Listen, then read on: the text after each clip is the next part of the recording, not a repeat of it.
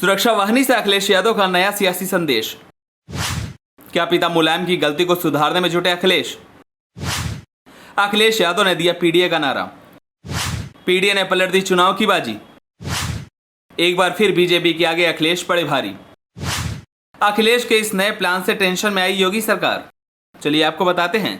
Samajwadi party सबला सुरक्षा वाहिनी रक्षाबंधन के मौके पर अखिलेश यादव ने इस नाम से एक नए फ्रंट बनाने की घोषणा की है। उनके इस ऐलान के पीछे उनका कामयाब पीडीए वाला फार्मूला है। महिलाओं की सुरक्षा के नाम पर अखिलेश यादव अब समाजवादी पार्टी की एक नई छवि गढ़ने की तैयारी में है। कभी गठबंधन के नाम पर तो कभी सोशल इंजीनियरिंग के रूप में अखिलेश यादव राजनीति में प्रयोग करते रहते हैं। इस बार सुरक्षा वाहिनी बनाकर उनकी नजर महिला वोटरों पर है।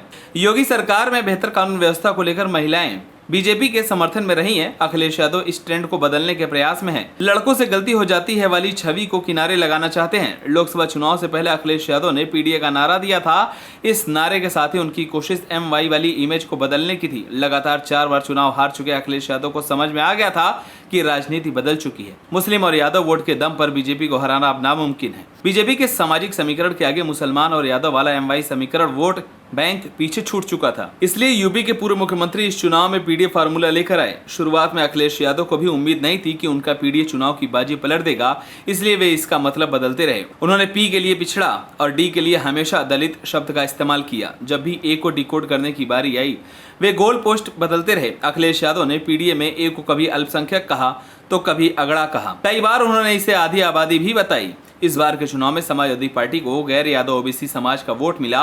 दलित वोटरों के एक बड़े हिस्से ने अखिलेश यादव का साथ दिया। मुसलमान तो हमेशा से समाजवादी पार्टी की ताकत रहे हैं।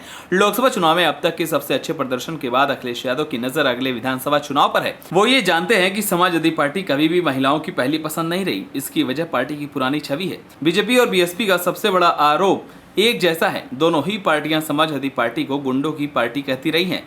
चढ़ गुंडों की छाती पर मुहर लगेगी हाथी पर, इसी नारे के दम पर बीएसपी ने समाजवादी पार्टी को हरा दिया था। कोलकाता में जूनियर डॉक्टर के रेप के बाद से देश भर के लोग आक्रोश में हैं। यूपी में भी अयोध्या रेप कांड समेत कई घटनाओं में समाजवादी पार्टी के नेता आरोपों के घेरे में हैं। महिलाओं के खिलाफ अपराध के मामले में समाजवादी पार्टी को डिफेंसिव होना पड़ता है। मुलायम सिंह यादव का विवादित बयान आज भी पार्टी का पीछा नहीं छोड़ पा रही है।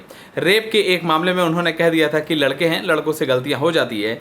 समाजवादी पार्टी के लिए मुलायम सिंह यादव का यह बयान गले की फांस बन चुकी थी। अखिलेश यादव जानते हैं कि महिलाओं के समर्थन में बिना सत्ता में वापसी असंभव है। 7 सालों से अखिलेश यादव यूपी की सत्ता से बाहर हैं। लोकसभा में 37 सीटें पार्टी के हिस्से में आई। विधानसभा चुनाव साल 2027 में है। इससे पहले अखिलेश यादव आधी आबादी का दिल जीतने की रणनीति पर काम कर रहे हैं। उनकी पत्नी और लोकसभा सांसद डिंपल यादव भी इस मिशन में उनका साथ दे रही है। फार्मूला बस इतना है कि कोशिश करने में क्या हर्ज है। इसलिए सबला सुरक्षा वाहिनी आधी आबादी की पूरी आजादी का नारा दिया गया। आप सभी को ये वीडियो कैसा लगा हमें कमेंट कर जरूर बताइए। अगर आप नए तो हमारे चैनल को सब्सक्राइब करें।